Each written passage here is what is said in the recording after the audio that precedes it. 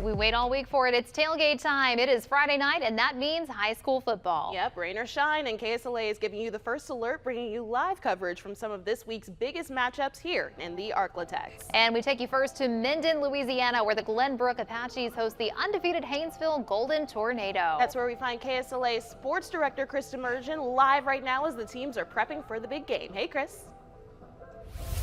Hey, Ashley and Bisky, pretty fun night, pretty crisp night here at Glenbrook School over in Minden. So if you have time to come out and watch some Glenbrook football or football in general, head out over to Glenbrook as a Haynesville and Glenbrook hook up at 7 o'clock here at Apache Field in Minden. Now, a big story with these two teams, Haynesville is, as you mentioned, 9-0 in the regular season, looking to advance to 10-0. They're an undefeated mark in the regular season before postseason begins next week.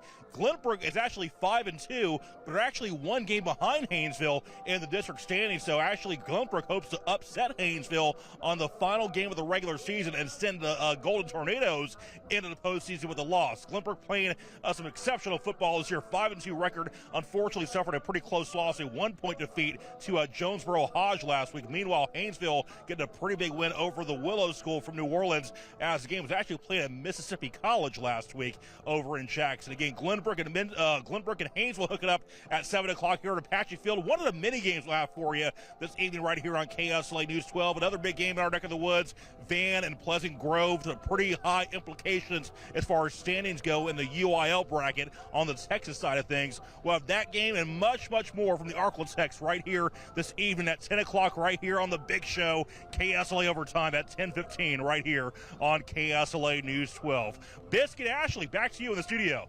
And thank you, Chris, and we're sure that the excitement will continue to build from players, coaches, and fans there at Glenbrook. Can't wait to see. So Chris will check back in a little closer to game time.